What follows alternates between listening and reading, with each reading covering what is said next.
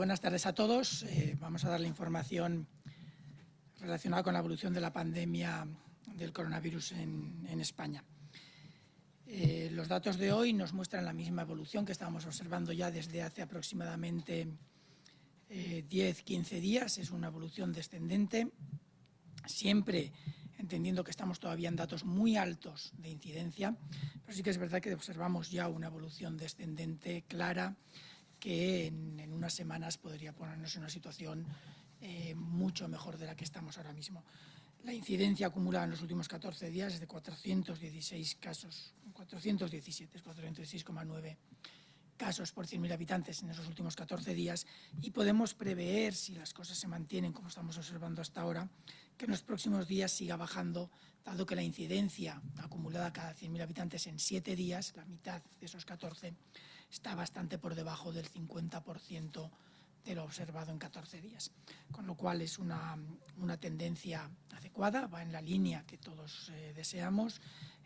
La previsión es que se mantenga en los próximos días esta misma tendencia, pero seguimos estando en incidencias muy por encima de los objetivos marcados para tener una situación que nos permita relajar con tranquilidad algunas de las medidas. Esto obviamente sigue teniendo un impacto todavía importante, muy importante, tanto en hospitalización como en camas de UCI, pero sí que es cierto que después de haber iniciado el descenso en ese periodo que ya hemos comentado de la transmisión, se alcanzó el máximo en la ocupación hospitalaria ya hace unos días y ya se observa claramente que el máximo de ocupación de UCI se observó hace aproximadamente una semana. Sin embargo, el descenso, tanto en ocupación hospitalaria y sobre todo en ocupación de UCI, es muy, muy lento. Estamos bajando décima a décima y aún hoy estamos en un 38% de ocupación de UCI cuando ha pasado ya más de una semana del máximo de ocupación. Es decir, el proceso de descenso en la ocupación de la UCI es muy lento y por lo tanto tenemos que garantizar que la incidencia sigue manteniéndose en unos niveles muy bajos para dar margen a que las UCIs se recuperen, a que las UCIs vuelvan a unos niveles adecuados para poder garantizar, como es debido, la asistencia sanitaria al margen de la asistencia contra el coronavirus. La ocupación hospitalaria se mantiene en 16,5 aproximadamente de ocupación solamente por coronavirus. Siguen siendo datos muy, muy elevados, tanto los de UCIs como los de hospitalización, pero sí que es cierto que se está observando progresivamente ese descenso en la ocupación de ambos sectores. La positividad de las muestras, de las pruebas diagnósticas que se están realizando, va bajando acorde con el descenso de la incidencia y ahora mismo estamos en una positividad del 8,6%, 8,57% de las muestras que se realizan resultan positivas para el coronavirus y se siguen realizando prácticamente 3.000 muestras, incluso con este descenso tan importante que hemos tenido en la incidencia, se siguen realizando 3.000 muestras por cada 100.000 habitantes en una semana, lo que sigue poniéndonos en unos niveles muy altos a nivel nacional. Desde luego estamos en los niveles, en el periodo más alto que se alcanza cuando estamos en mayores incidencias, pero siendo los niveles más altos de todo nuestro periodo, de toda nuestra evolución, pero también a nivel internacional estamos manteniendo unos niveles muy altos del total de pruebas de PCR que se realizan por población. Los fallecidos sí que llevamos ya algunos días que parece observarse una estabilización y un inicio del descenso en los fallecidos. Es todavía quizás un poco pronto para confirmar que ese descenso se mantiene en el tiempo. Tenemos algunas ondulaciones y algunas oscilaciones que pueden hacer que malinterpretemos los datos, pero lo cierto es que sí que parece que podríamos estar ya observando un descenso que, según lo que observemos en los próximos 2 o 3 días, podremos garantizar que se ha estabilizado o no ya esa tendencia descendente también los fallecidos. A pesar de todo, seguimos observando, con datos referentes a ayer, 1.230 fallecidos con fecha de fallecimiento en los últimos 7 días. Esto nos pone en cerca de 200 fallecidos diarios. Siguen siendo cifras muy, muy elevadas que debemos de tratar de controlar y corregir manteniendo ese descenso en la incidencia. Y para eso todos sabemos las medidas que debemos de aplicar. Yo creo que son los datos fundamentales de la transmisión de la enfermedad en nuestro país, sí indicar que el descenso que estamos observando en la incidencia se observa en todos los grupos de edad. es un dato importante. Sabemos que durante el pico de esta última ola había grupos con mayor incidencia que se centraban básicamente en las personas entre 20 y 29 años y luego en algunos de los grupos de más mayores de 50 a 59, los digamos jóvenes, sus posibles padres, y luego ya se iba distribuyendo por el resto de los grupos. Vemos que el descenso en la incidencia que hemos observado es aplicable a todos los grupos de edad, que además poco a poco se van homogenizando y van llegando a límites muy inferiores. En cuanto a uno de los datos de interés, desde que se inició la vacunación, vamos confirmando que la incidencia en los mayores de 65 que están residiendo en residencias de mayores es menor ya que la incidencia observada en los mayores de 65 que no están en residencias de mayores. Es decir, el grupo de edad que ya está vacunado tiene ahora mismo una incidencia menor que ese mismo grupo de edad que todavía no está vacunado. Esto es importante porque hasta la semana pasada, cuando se empezó a detectar que esta incidencia en las personas que están en residencias era igual o incluso menor que en los que no están en residencias, esto no se había observado desde el inicio de la pandemia, porque siempre habíamos observado una incidencia mayor en las personas mayores de 65 que habían estado en residencias, comparándolo con las que no estaban en residencias. Yo creo que lo podemos dejar ahí y en caso de que haya alguna duda, algún aspecto concreto que quieran que aclaremos, lo podemos aclarar en las preguntas. ¿Sí? Los medios de comunicación que acuden esta tarde de forma presencial a la rueda de prensa son Agencia EFE, Datadista, El Español y Redacción Médica. Además, también plantearán preguntas a través de WhatsApp, Radio Nacional de España, El Mundo y Europa Press. Vamos a dar primero el turno de palabra a los periodistas que estén en la sala. Adaya. Sí, hola, buenas tardes. Hoy se han reunido con el director de la OMS para Europa y quería preguntarle si en ese encuentro se ha reiterado la advertencia que dio la semana pasada a España sobre los riesgos de desescalar demasiado rápido o si ha vertido algún otro tipo de opinión sobre las medidas que hay ahora mismo aquí vigentes. También le quería preguntar por los médicos de atención primaria se están quejando por el hecho de que la vacunación se vaya a trasladar a espacios como estadios. ¿Son los lugares más adecuados para desarrollar el proceso de vacunación? Y por último le quería pedir si puede ampliar un poco más estos datos que ha mencionado de que la incidencia en mayores de 65 es menor en aquellos que están en residencias que los que están fuera. Si puede dar algún tipo de dato. Muchas gracias. Sí. Bueno, sobre la OMS hemos tenido, sí, en efecto, esta mañana una reunión. La ministra ha tenido, nosotros, otra parte del equipo, hemos participado en la reunión con el director de la OMS de la Oficina Europea. Es una reunión que se mantiene casi desde el inicio de la epidemia, desde mediados de marzo del año pasado, un momento en el que tuvimos un representante de la OMS que estuvo visitando España y valorando la situación en España, igual que hacen con otros países. Desde entonces ha mantenido una reunión periódica con la OMS, tanto de esta ministra, es la primera que ha tenido, pero con el ministro anterior se han tenido reuniones, si no mensuales, prácticamente mensuales, sobre la evolución de la epidemia en España y sobre los aportes que ha podido hacer España o no a otros países con la experiencia que hemos ido teniendo. Lo cierto es que el asunto que mencionaba de la posible advertencia sobre la desescalada rápida, no era necesario que lo hiciera la OMS. Eso yo creo que ha quedado de manifiesto en prácticamente todas las intervenciones, que uno de los riesgos que tenemos es el que la relajación de las medidas sea más rápido de lo que conviene de acuerdo a la evolución de la epidemia.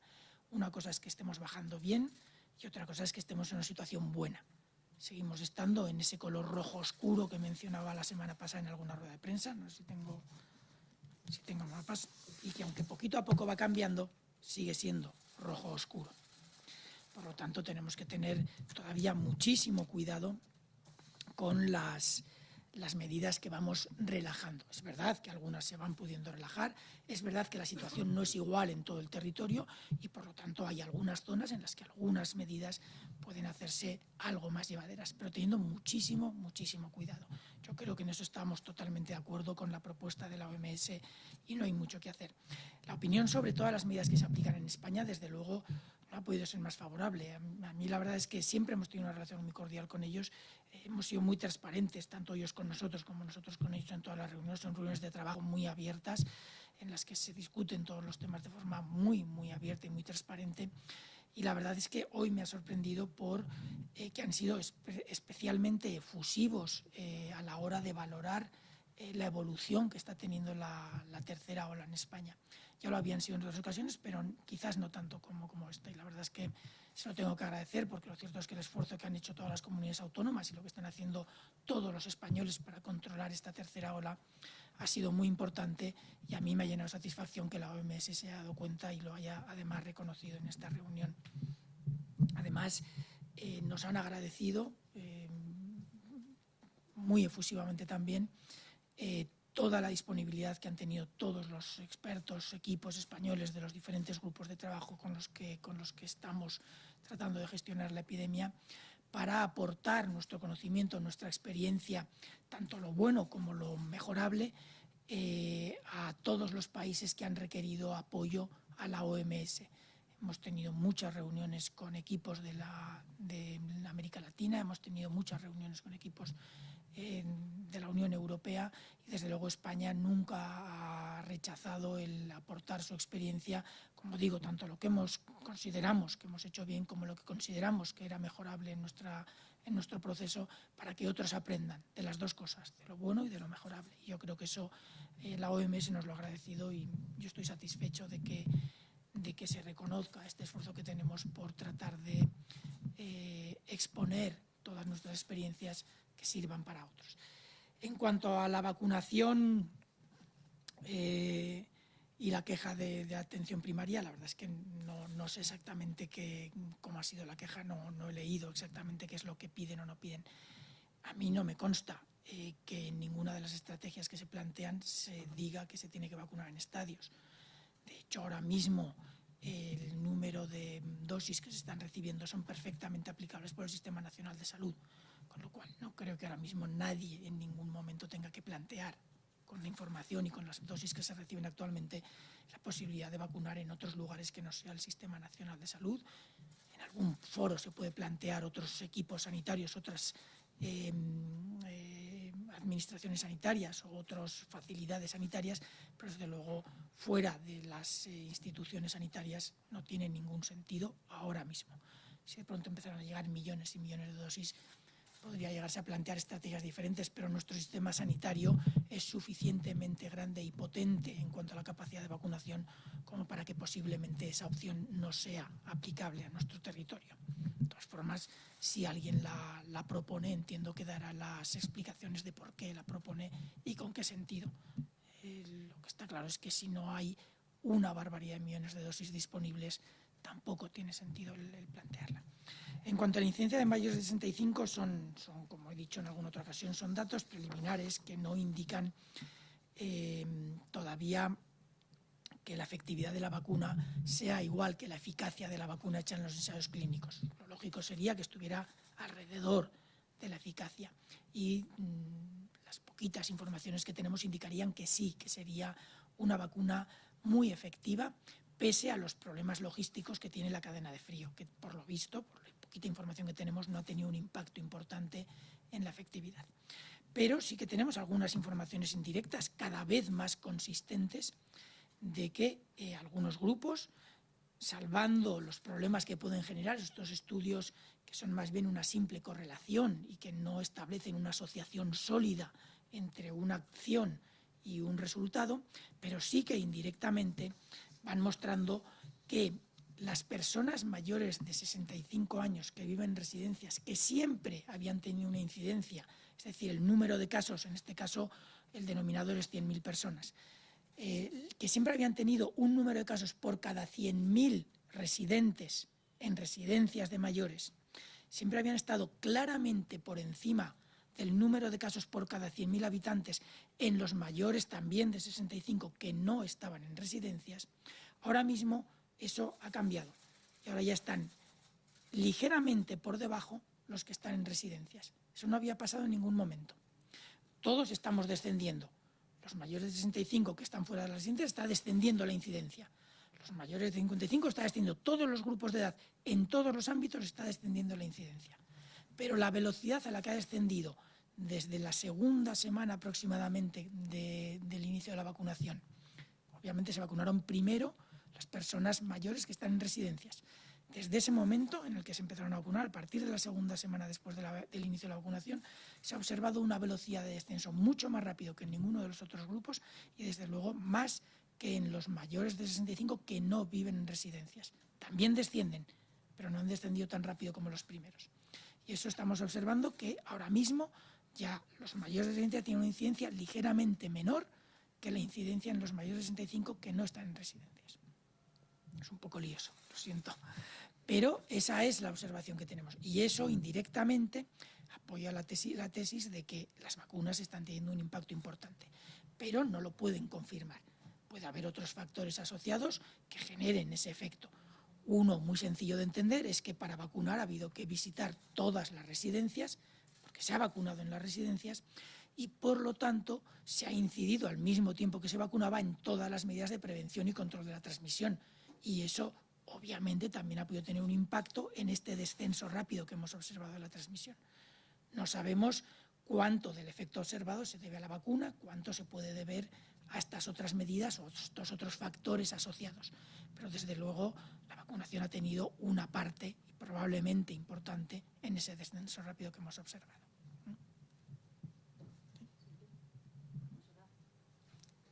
Sí, estaba diciendo que, bueno, que se nota esa menor incidencia en los mayores.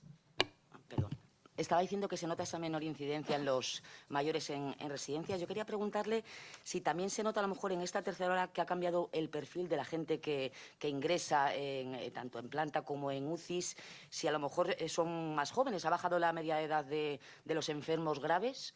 Y si es así, ¿a qué se puede deber? Si a la variante británica o bueno, a un desplazamiento mayor de esos grupos de vulnerabilidad.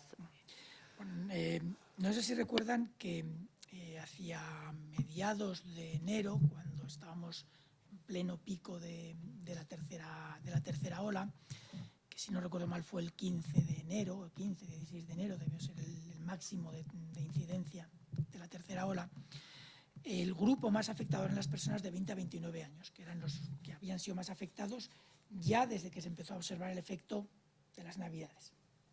Es lo que hay. Entonces, ese efecto de las Navidades se empezó a observar con mayor claridad en los mayores de 20 a 20, en el grupo de edad de 20 a 29 años. Y eso se ha mantenido durante todo el periodo de incremento hasta que se inició el descenso. Cuando se inició el descenso, la velocidad ha sido parecida en todos los grupos, pero sí que es cierto que en las últimas semanas el grupo de 20 a 29 años ha ido ya acercándose a la incidencia en el resto de los grupos. Por lo tanto, cuando el mayor número de pacientes es en un grupo concreto de edad, ese grupo concreto de edad también aporta algo más de lo que aportaba a los casos graves, sabiendo que las personas de 20 a 29 años, en general hay un porcentaje muy pequeño que se convierten en casos graves. Pero si el volumen total de casos, no porcentual, es muy grande, pues acaban siendo un número que cambia un poquito las estadísticas de UCIs. En este caso sí que se observó durante un periodo de tiempo que las personas ingresadas en UCIs podían ser algo más jóvenes. Y eso poco a poco se va compensando con el hecho de que los mayores que entran suelen estar más tiempo que los jóvenes que entran. Y ahora mismo los perfiles de UCI son similares a lo que hemos observado en todos los periodos.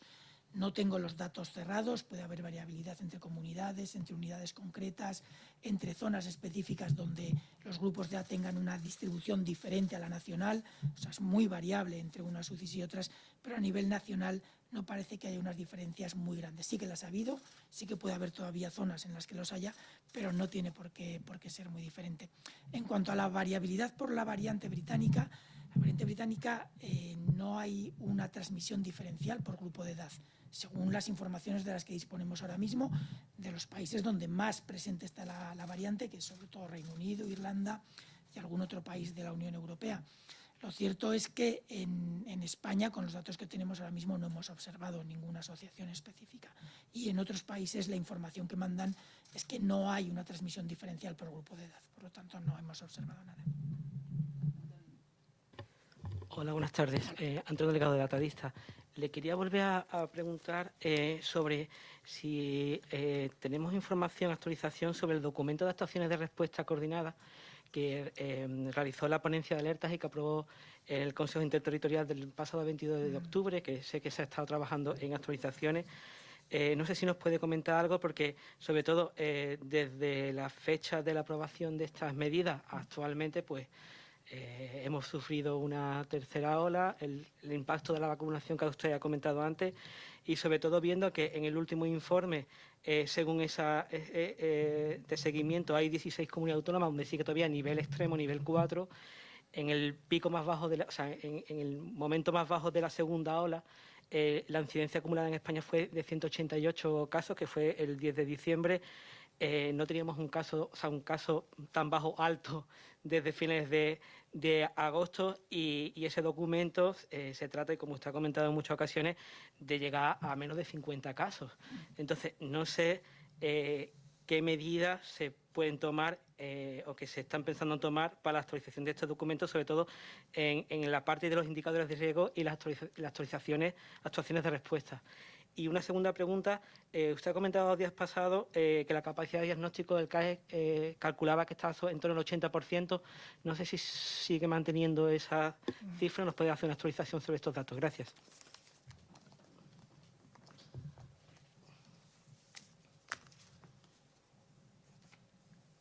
Bueno, en cuanto al documento de actuaciones, es un documento que, desde el punto de vista técnico, lo que gestionan las unidades de vigilancia y de alertas de las comunidades autónomas, consideramos que está siendo enormemente útil el poder tener un grupo común de indicadores, tanto principales como complementarios, que vienen en el anexo del documento, para poder valorar la situación de cada uno de los territorios. El documento está pensado para poder valorar territorios desde pequeños territorios a nivel municipal hasta grandes territorios a nivel nacional, nivel comunidad autónoma. Y se tiene que evaluar en cada uno de ellos y tratar de aplicar las medidas en cada uno de ellos. Yo creo que el documento está siendo enormemente útil.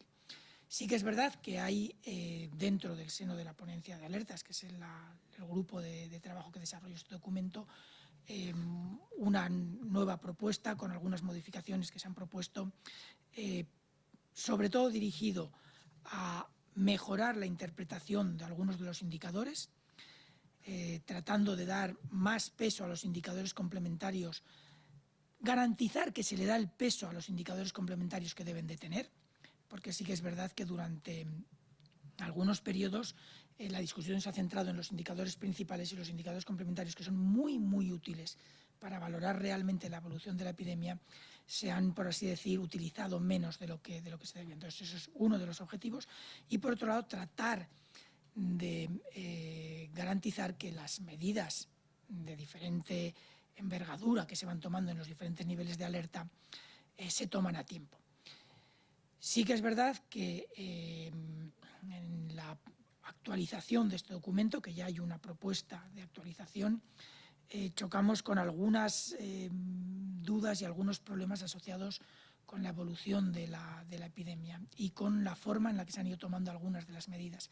Sabemos que el nivel 4 de alerta, el máximo, el extremo, es un nivel en el que estamos constantemente rozando con las medidas que se deberían de aplicar o que se han aplicado, estamos constantemente rozando los derechos fundamentales de las personas. Y de hecho ha habido algunos ejemplos. En general no ha habido problema para aplicar las medidas que las comunidades autónomas proponían, pero sí que es cierto que ha habido alguna situación en la que ha habido incluso aspectos jurídicos que no han sido bien valorados por los responsables, los jueces responsables de aprobarlas, y en alguna situación puntual ha habido algún problema para aprobar alguna medida. Todo esto nos hace pensar que tener un documento de fondo aprobado por el Consejo puede ayudar a que estas situaciones no deseables en que algunas medidas de salud pública, por no poder defenderlas correctamente o porque hay interpretaciones diferentes a la hora de valorar la situación por diferentes sectores y diferentes responsables, no se puedan aplicar. Entonces, tratando de mejorar o reducir esos riesgos, se hacen algunas propuestas en el documento. Pero dicho esto, al tratarse al mismo tiempo de muchas medidas que están rozando los límites de los derechos fundamentales de las personas, es difícil incluirlas de forma satisfactoria en un documento técnico. Y tenemos que dar el margen suficiente para que los responsables, los jueces, las comunidades autónomas, los responsables políticos de tomar este tipo de decisiones puedan tomarlas con un margen suficiente de libertad. Y eso no es fácil de incluir, nos está costando tiempo para proponer una actualización que sea aprobada. Pero eso no implica que todos los indicadores y todas las modificaciones, aunque no estén todavía publicadas, no se estén utilizando o aplicando o interpretando ya de acuerdo a los borradores que estamos discutiendo y trabajando en el seno de la ponencia, donde participan todas las comunidades, todas las unidades de alertas de todas las comunidades autónomas. Entonces, eso por un lado. Como digo, la parte crítica de ese documento es la evaluación del riesgo y las medidas, pues, cuanto más restrictivas en situaciones malas o en evoluciones malas sean, mejor. Pero también podemos tener situaciones no muy buenas, pero evoluciones claramente favorables, con lo cual hay que ajustarlas. Pero yo creo que el documento, independientemente de que esté aprobado o no, toda la parte de indicadores se está ya utilizando por parte de las comunidades de forma práctica. En cuanto a las capacidades de detección, sí, cada día tenemos más seguridad de que si no estamos en el 80 estamos muy cerca, desde luego por encima probablemente del 70. El último estudio sobre prevalencia nos indica que estamos por encima de ese 70% de detección, y las estimaciones que hemos hecho con los últimos cálculos es que estaríamos muy cerca del 80. Es cierto que hay cierta variabilidad de una semana a otra, una semana puede ser un poquito más, un poquito menos, y sí que hemos observado diferentes periodos desde el mes de mayo. Hemos observado que hasta el mes de mayo, principios de mayo, se detectaba aproximadamente un 9,7% de los casos que había, de las infecciones que había en nuestro país, y a partir de ahí se fue incrementando progresivamente hasta llegar a los máximos durante el principio de la segunda ola, luego un pequeño estancamiento, y ahora mismo estamos otra vez en los límites máximos de detección. De hecho, el esfuerzo de detección que se ha hecho, el número de pruebas que se han llegado a hacer, de prácticamente 4.000 pruebas por 100.000 habitantes en una semana, e incluso en los periodos de máxima incidencia de esta tercera ola, muestran el esfuerzo real que todas las comunidades autónomas están haciendo por detectar el máximo posible. Y eso sí que lo observamos en los datos. Y de hecho nos ayuda a confirmar, y cada día lo vamos garantizando, validando esa estimación, que la evolución de la epidemia, como la basamos en datos muy sólidos y muy reales de infección, lo que preveemos que va a pasar en los próximos días, en principio se va cumpliendo. Y eso nos lo garantiza, entre otras cosas, la altísima capacidad de detección que tenemos. ¿Sí? ¿Qué tal? Buenas tardes. Le preguntaba por, la OMS ha acreditado ya la vacuna de AstraZeneca para mayores de 65 años. Le quería preguntar si no es ese un impulso suficiente para que España pueda seguir ese camino. También le quería consultar por su opinión, o qué le merece que España impulse un pasaporte vacunal para poder viajar cuando sí sea posible. Y por último quería consultarle también, porque a principio de mes se decía que la variante británica podía ser mayoritaria. ¿Cree que la caída de incidencia a nivel general se puede rebajar la expansión de esta cepa? Muchas gracias.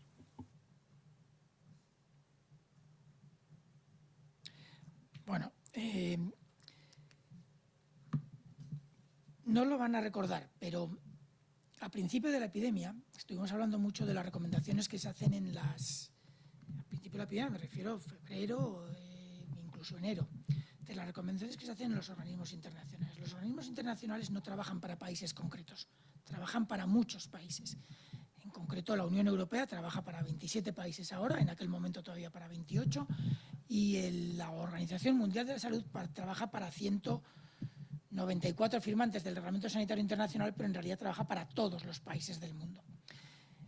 Eso hace que las recomendaciones que hacen estas instituciones son recomendaciones que afectan a la mayor parte de los países, pero que no son exactamente aplicables a muchos de ellos, y hay que adaptarlas.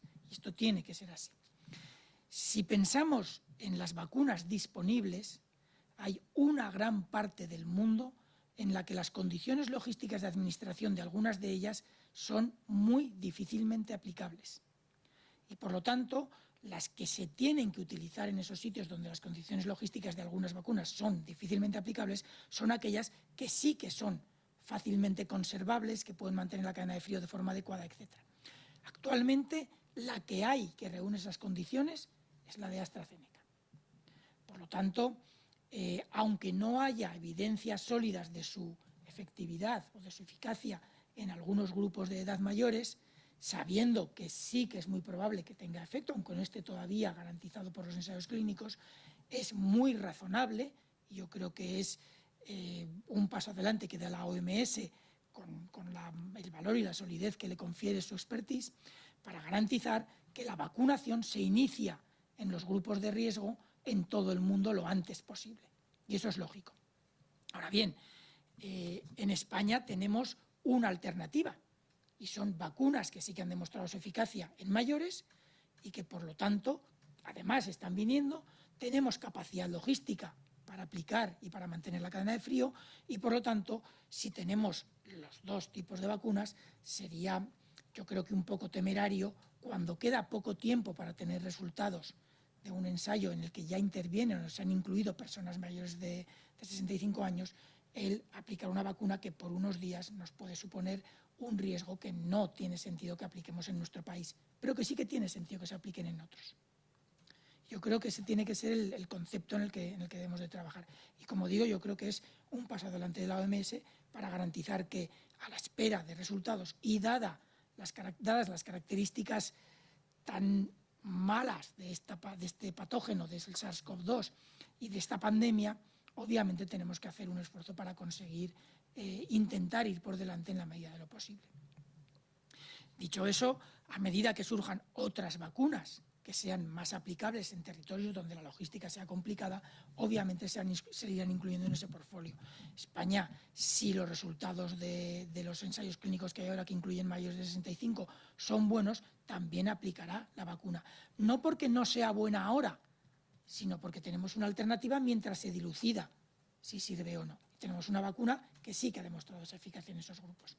Por lo tanto, yo creo que eso es importante. En cuanto al pasaporte, todos los países del mundo quieren ver cómo se puede empezar a favorecer la movilidad internacional. Y, de hecho, no es que España impulse.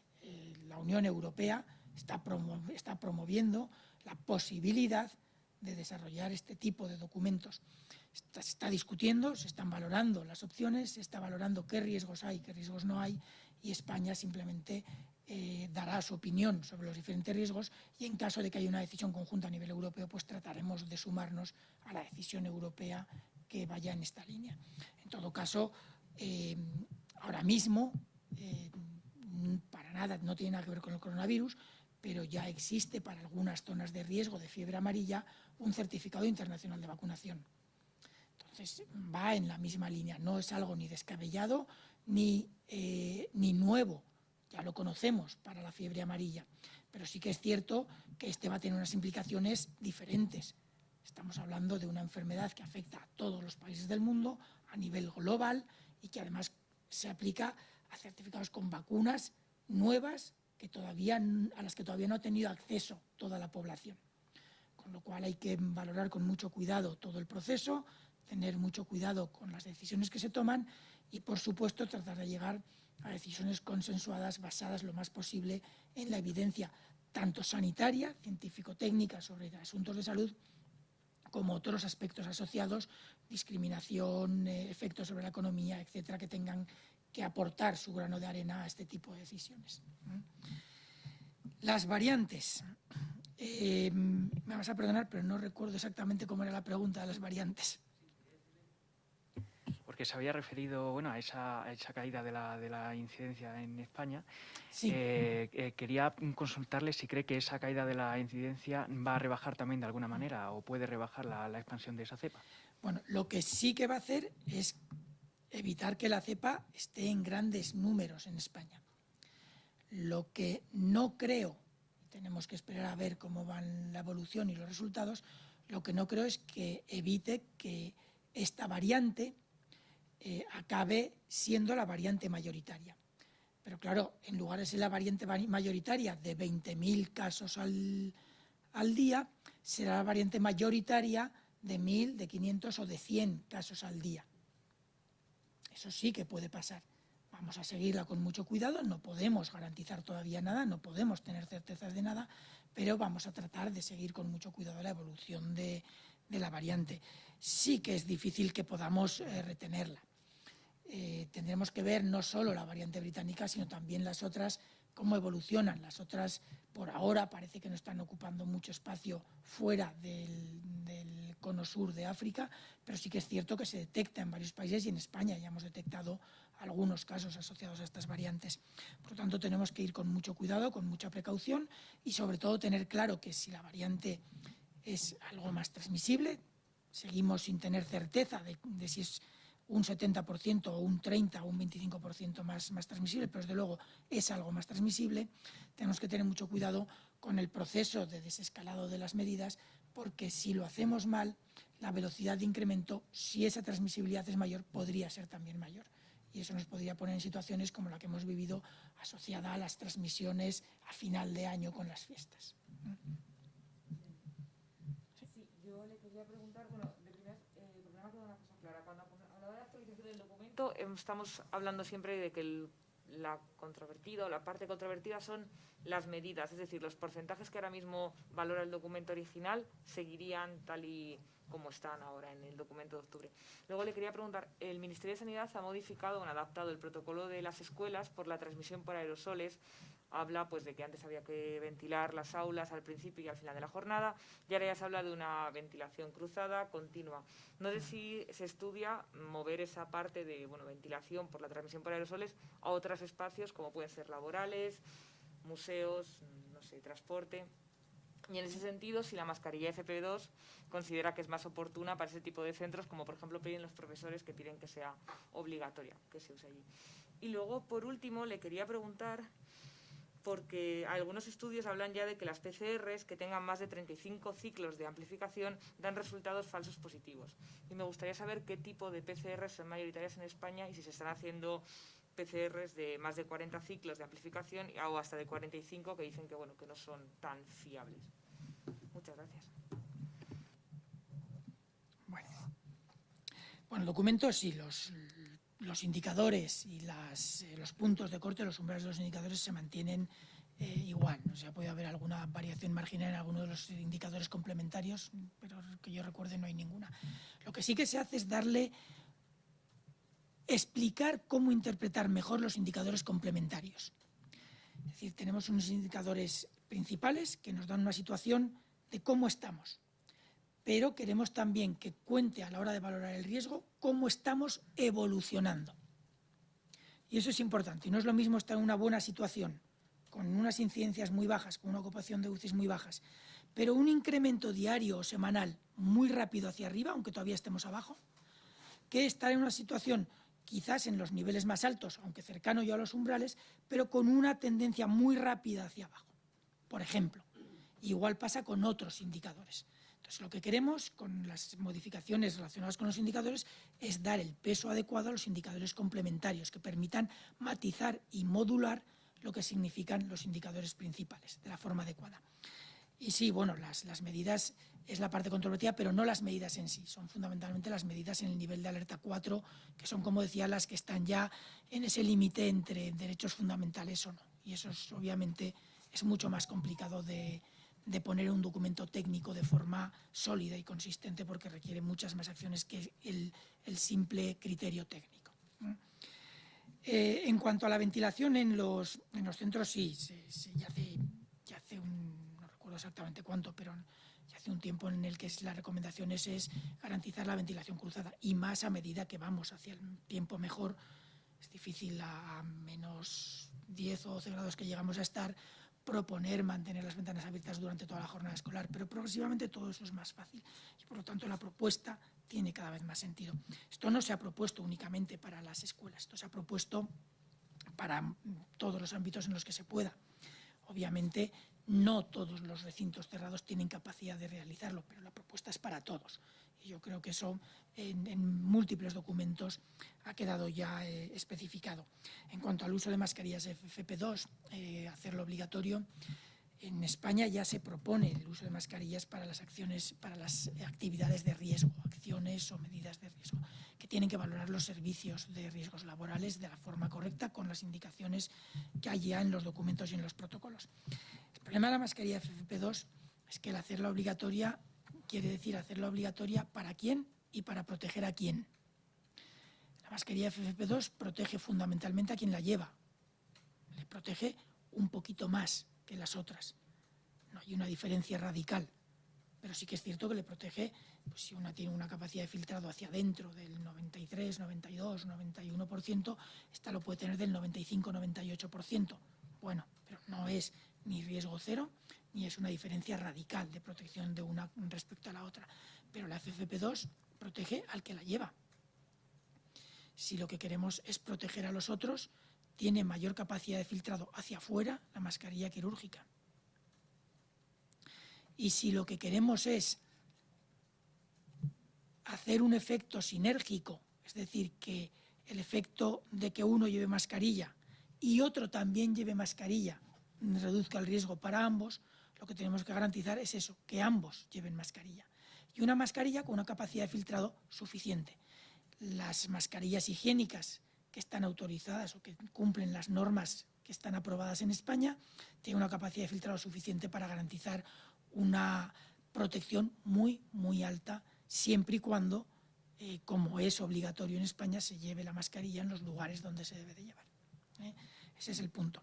En cuanto a los ciclos de las PCRs, no son diferentes tipos de PCR. La PCR lo que hace es, a ver si me sale la explicación correcta, que no es fácil. La PCR lo que hace es tratar de identificar material genético de un ser vivo, un virus. Bueno, un virus está en la frontera entre ser vivo y no vivo, pero de un virus, de una bacteria, de una persona, cualquier lugar donde hay material genético, lo que hace es tratar de detectarlo y amplificarlo para poder posteriormente identificar a quién corresponde ese material genético. Lo que hace la PCR, lo que hace es, a través de una serie se llaman primers, identifica pedacitos de secuencias genéticas y las va multiplicando. No sé, todos creo que tienen en mente la hélice del ADN, que está formada por dos partes iguales que se unen. Pues lo que hace es aproximadamente duplicar cada una de esas partes de la hélice en el ADN y una parte única, monohélice, en el ARN. Entonces lo que hace es multiplicarla. Cada ciclo es una multiplicación de ese material genético. Cuando tienes que multiplicar tanto para poder detectar el virus, que superas un cierto número de ciclos, quiere decir que la cantidad de material genético que había en la muestra era tan pequeña que la probabilidad de que fueras infectivo es muy, muy pequeña. Haciendo estudios de cuántas veces hay que hacer en los ciclos las multiplicaciones del material genético y valorando la probabilidad de infección a partir de esa muestra, sabemos que cuando tienes que repetir el ciclo de multiplicación 30 veces o más, quiere decir que probablemente ya no eras infectivo. Y eso lo sabemos, pero certeza no hay. La probabilidad de infección es muy baja, pero no tenemos certeza absoluta.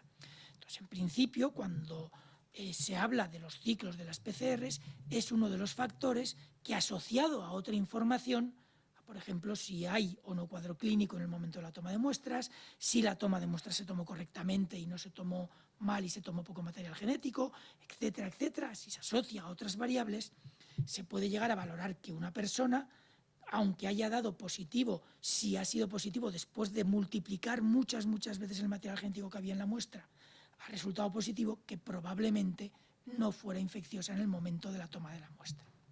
Y eso se puede llegar a valorar y, de hecho, es uno de los indicadores que manejamos los microbiólogos, los clínicos y los salubristas, las personas de la salud pública, para valorar en algunas ocasiones la necesidad o no de aislamiento de algunas personas concretas.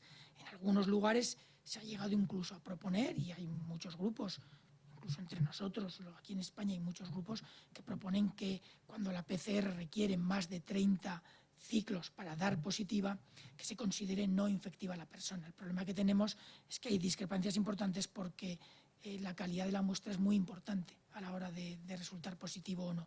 Y no tenemos una muestra tan estandarizada como, por ejemplo, la extracción de sangre. Es una torunda que te meten por la nariz, te la pueden meter un poco más, un poco menos, hurgar un poquito más, hurgar un poquito menos. Y eso obviamente tiene un impacto en la calidad de la muestra. Por lo tanto, hay dudas todavía, pero sí que es cierto que el consenso general es que por encima de 30 ciclos la probabilidad de que seas infectivo es muy, muy baja. Depende, o sea, se hace el mínimo necesario para identificar. Si cuando has hecho 3 ciclos ya sale positiva, ya no tenemos que hacer nada. Ya está, son 3 ciclos. Si tardas 20 en que sea positiva, son 20. Si tardas en multiplicar, o sea, lo que detectas es una cantidad mínima de material genético. Si para producir esa cantidad mínima de material genético necesitas multiplicarlo muchas veces, sabemos que es muy poco probable que seas infectivo. Y ese muchas veces quiere decir 30 o 35 ciclos o más. Damos paso ahora a las preguntas que han llegado por WhatsApp. La primera es de Ángel Díaz, del Mundo. Estamos viendo los datos de hoy que las hospitalizaciones totales han subido en más de 25.000 desde el viernes. ¿Se debe a alguna actualización? ¿Son atrasos de hospitalizaciones recientes o pueden retrotraerse al inicio de la pandemia? No, desde luego no se retrotraen al inicio de la pandemia. Las bases de datos están muy actualizadas. No hay actualizaciones de ese tipo. Sí que es verdad que puede haber algunos días en los que algún hospital no notifique el mismo número de... Perdón, que algún hospital no notifique al sistema de información de casos hospitalizados. Hay un sistema que recoge la información de los sistemas asistenciales en el que los hospitales notifican a las comunidades autónomas en general, alguno notifica directamente al Ministerio, notifican a las comunidades autónomas y las comunidades autónomas notifican al Ministerio. Puede ser que algún día concreto, por alguna razón, algún hospital no haya notificado a la comunidad autónoma y que esto haya producido algún posible retraso en cuanto a los datos totales. Pero lo cierto es que la oportunidad es muy, muy alta y los datos que manejamos son muy fiables. También es cierto que estamos hablando de datos desde el viernes pasado, con lo cual si observan los datos de los lunes también son siempre más altos que en los días entre semana. Es interesante cuando se miran los datos de hospitalización del sistema asistencial el valorar también los ingresos respecto a las altas que se dan. El objetivo final es que las altas sean siempre, si es posible, más grandes o más que los ingresos que se realizan. El resto sí que es cierto que puede haber alguna variabilidad de día en día, o porque haya variabilidades naturales en la evolución de la epidemia, o porque haya variabilidad en algún hospital que, por la razón que sea, algún día puedan notificar, o alguna comunidad que haya podido tener algún día concreto algún problema técnico, mecánico para hacer las notificaciones, pero en general es una información bastante estable y no se ha observado un incremento. De hecho, el porcentaje de ocupación hospitalaria, si se dan cuenta con los datos del día de hoy, son menores, es menor que el porcentaje de ocupación hospitalaria el viernes pasado. Begoña Sá, de Radio Nacional de España, plantea 3 cuestiones. Por un lado, Cataluña señala que la cepa británica supone 1 de cada 4 contagios en esta comunidad. A nivel nacional, ¿Perdón, en qué comunidad? Cataluña. Cataluña señala que la cepa británica supone 1 de cada 4 contagios en esta comunidad autónoma. A nivel nacional, ¿cuál es ya el impacto de esta cepa y si se ha observado más gravedad en los casos analizados? La segunda pregunta es: la vacuna de Oxford se está probando por primera vez en la franja de edad de 6 a 17 años. Se trata de los primeros ensayos a nivel mundial. ¿Se ha notado un cambio en la incidencia en los más pequeños y adolescentes en esta tercera ola? Y por último, estamos aún lejos del objetivo de 50 casos de incidencia acumulada por cada 100.000 habitantes en 14 días. ¿Relajar las restricciones es adecuado en estos momentos?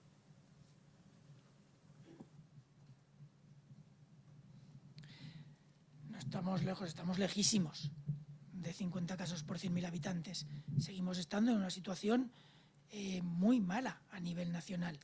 La dirección en la que vamos es adecuada, estamos en la línea que queremos seguir y ojalá se mantenga esto durante muchos días y podamos llegar a ese 50. Pero ahora mismo estamos todavía muy lejos.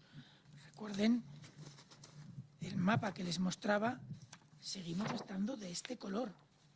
Nos guste o no nos guste, seguimos estando de este color. Por lo tanto, tenemos que seguir teniendo mucho cuidado con las medidas personales y con las medidas institucionales. Como decía, la evolución va en la dirección adecuada.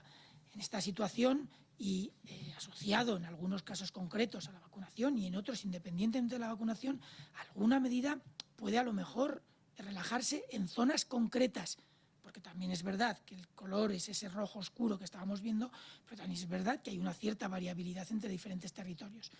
Pero eso no quiere decir que podamos rebajarlas todas ni que podamos rebajarlas rápido. Tenemos que ir muy despacio y con pies de plomo, si no corremos todavía el riesgo de una cuarta ola que no nos gustaría a nadie. Y además con un nivel de saturación de UCIs ahora mismo todavía muy alto, con lo cual nos pondría en una situación realmente muy, muy complicada. Por tanto, yo creo que ahora mismo tenemos, como dice un entrenador muy famoso, partido a partido. El objetivo ahora no es bajar todavía 500. Primero tenemos que bajar de 400, luego tendremos que bajar de 300, luego de 200, luego de 100 y luego de 50. Y no se piensen que esto es una cuestión de un día o dos, ni de una semana o dos. Necesitamos todavía tiempo.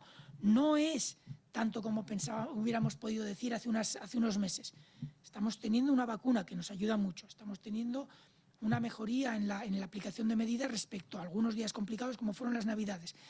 Estamos teniendo progresivamente una población que, por haber sido casos, desgraciadamente, son inmunes. Y todo eso nos ayuda, pero todavía nos queda mucho. Y mucho no quiero decir meses, pero sí bastantes semanas. Tenemos que ser muy cuidadosos todavía. En cuanto a la frecuencia de la variante en nuestro país, 1 de cada 4 en Cataluña implica un 25% de presencia de la vacuna, de la variante, perdón. Pero lo cierto es que en Cataluña, como en todas las comunidades autónomas, estamos descendiendo. Lo que quiere decir que 1 de cada 4 hoy son muchos menos casos por la variante que 1 de cada 4 hace 10 días o hace 15 días. Es decir, está ocupando espacio, como hemos mencionado antes, pero lo cierto es que el número bruto de casos es cada día menor. Y esto se debe a que seguimos aplicando medidas que son igualmente eficaces contra la variante y contra las otras variantes.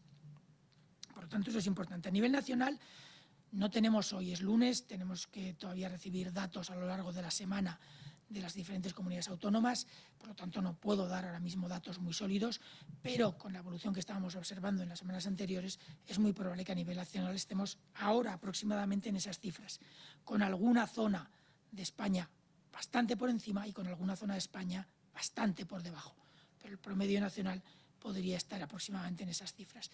Vamos a ver qué es lo que pasa a lo largo de la semana y veremos si se puede o no confirmar esa evolución de la variante en cuanto al total de muestras que haya en ese momento. No quiere decir que tengamos más casos. Tenemos una proporción mayor de la variante entre los casos que tengamos. Si son pocos, será una proporción mayor, pero serán pocos casos. Si son muchos, será una proporción mayor, pero serán más casos. ¿Vale? En cuanto a la incidencia de niños y jóvenes, no hemos observado ninguna diferencia ahora mismo en la evolución respecto a lo que observamos en las semanas previas. La evolución en los niños y jóvenes, de hecho, si nos fijamos en los datos de niños en edad escolar, vemos que cuando ha habido incremento de la incidencia, se ha incrementado la incidencia, siempre algo menos de lo que se detectaba en la comunidad en general. Los niños han tenido siempre una incidencia, nunca han sido el grupo de mayor incidencia, en algún momento han podido estar cercanos, pero nunca han sido el grupo de mayor incidencia. Y desde luego cuando bajamos, la incidencia en los niños está bajando en la misma proporción que baja en el resto de los grupos. No tenemos una incidencia diferencial y que marque ningún aspecto extraño en la evolución, al menos por ahora, en los niños. No quiere decir que en algún colegio concreto, en algún punto concreto, en alguna localidad concreta, en algún territorio concreto, no pueda haber habido algún brote o alguna situación que haya podido generar que en esa zona tan concreta haya podido haber algún grupo de edad más joven que haya sido afectado. Igual que en otra, puede haber pasado lo mismo con grupos más mayores. Pero desde luego a nivel nacional la evolución es muy homogénea ahora mismo entre los diferentes grupos de edad. por último, dos preguntas de David Guirao, de Europa Press. Algunos países como Estados Unidos están vacunando a más de 1 millón de personas al día. ¿Cuándo prevé Sanidad alcanzar esas cifras? Y la segunda pregunta. Muchos expertos y organizaciones están pidiendo liberar la patente de las vacunas para incrementar la producción. ¿Ve esto posible en España?